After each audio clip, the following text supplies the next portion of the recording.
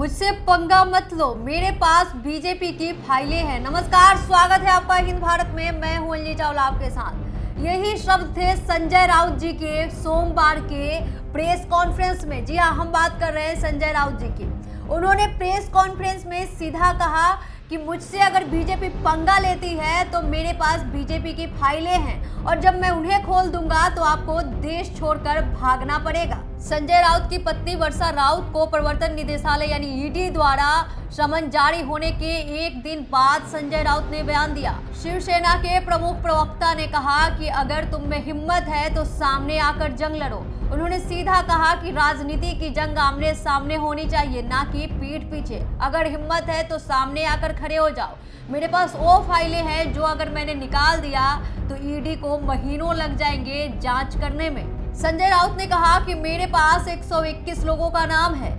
जब मैं उनका नाम लूंगा और उनका नाम ईडी को दूंगा तो 5 साल लग जाएंगे जांच करने में। तब ईडी को पता चलेगा कि उसने किससे पंगा लिया है। संजय राउत ने बार बार कहा, मुझसे पंगा मत लो, मेरे पास बीजेपी की फाइलें हैं। आइए आपको बताते हैं पूरी कहानी क्या है। आप पीएमसी घोटाले को तो भूले नहीं होंगे। जी हाँ, हम बात कर रहे हैं पीएमसी बैंक की। आपको बता दें कि यह पूरा मामला वही है। वहीं संजय राउत ने कहा कि मैंने मुख्यमंत्री उद्धव ठाकरे से बात की है और शिवसेना अपने तरीके से उन्हें जवाब देगी। संजय राउत ने सोमवार को दोपहर प्रेस कॉन्फ्रेंस कर मोदी सरकार पर सीधा हमला बोला। आपको बता दें कि सूत्रों के मुताबिक राउत की पत्नी वर्षा राउत को 29 दिसंबर को ईडी ने मुंबई दफ्तर में अधिकारियों से मिलने के लिए बुलाया था। एजेंसी वर्षा राउत और प्रवीण राउत के बीच हुए कथित वित्तीय लेन देन की जांच कर रही है। इसी बीच सत्तारूढ़ महाविकास अघाड़ी की सहयोगी पार्टियां भाजपा के विरोध में उतर गई है। राष्ट्रवादी कांग्रेस पार्टी और कांग्रेस ने शिवसेना के नेताओं के साथ मिलकर विपक्षी नेताओं को निशाना बनाने के लिए भाजपा पर हमला बोला है। कहा कि भाजपा के नीतियों के खिलाफ बोलने वालों को टारगेट किया जाता है। वहीं संजय राउत ने एक ट्वीट में कहा कि जो 1981 की एक लोकप्रिय बॉलीवुड गीत आ देखे जरा किसमें कितना है दम,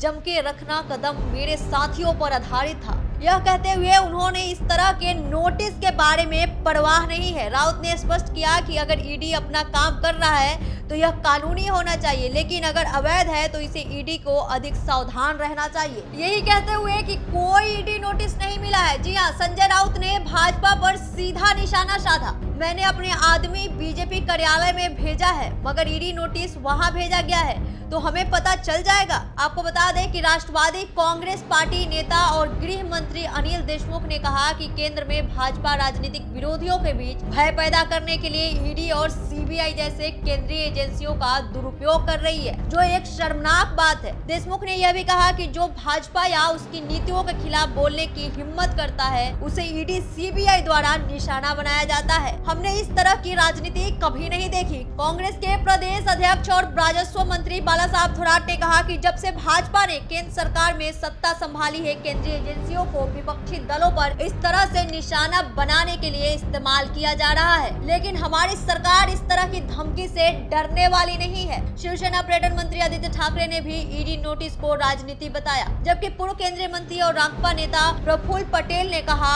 ईडी की नोटिस को गंभीरता से लेने की आवश्यकता नहीं है। पटेल ने कहा कि ऐसे कई लोग हैं जिन्हें ऐसे व्यक्ति को संलिप्तता के बिना ईडी नोटिस मिलता है। अगर कोई वास्तव में दोषी है तो यह सामने आएगा और यहाँ तक कि इसके पीछे की राजनीति भी पहचानी जाएगी। मुंबई के गार्डियन मंत्री असलम खान ने कहा कि इसके पहले कोई भी भाजपा के खिलाफ बोले तो उसे ईडी सीबीआई से ऐसे नोटिस देने के लिए तैयार रहना चाहिए। यह सब भाजपा के शासन में पिछले कुछ वर्षों में आदर्श बन गए हैं। बता दें कि ईडी ने वर्षा राउत को पूछताछ के लिए 29 दिसंबर को बुलाया था। इसके बाद 30 दिसंबर के वरिष्ठ रांगपा नेता एकनाथ खड़से नोटिस दिया गया, जिन्होंने पिछले अक्टूबर में भाजपा छोड़ दी। इसके अलावा एक अन्य वरिष्ठ नेता प्रताप सरनायक और उनके परिवार के खिलाफ भी जांच चल रही है। खड़से के पुणे भूमि सौदे के बारे में समन भेजा गया है, जबकि वर्षा राउत की पीएमसी बैंक से संबंधित एक मामले में पेश होना है। भाजपा की ओर से महाराष्ट्र के नेता किरीट सोमैया ने राउत को इस मामले में निर्दोष साबित करने को कहा और पूछा कि क्या पीएमसी बैंक घोटाले में उनका परिवार भी लाभार्थी है। सोमैया ने रविवार देर रात सोशल मीडिया पर एक ट्वीट और वीडियो में कहा, मैंने संजय राउत परिवार को ईडी के नोटिस के बारे में सुना।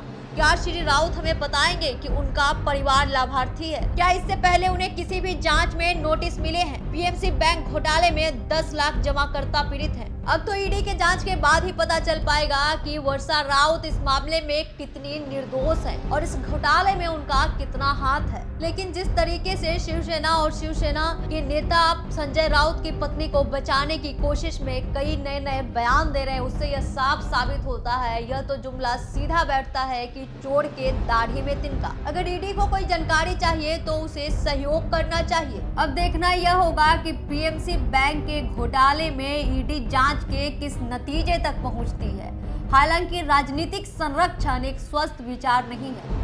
हिंद भारत में अब तक के लिए इतना ही। आगे की खबरों के लिए देखते रहिए हिंद भारत। नमस्कार। खबरों में बने रहने के लिए चैनल को सब्सक्राइब करें और ये बेल आइकन जरूर दबाएं।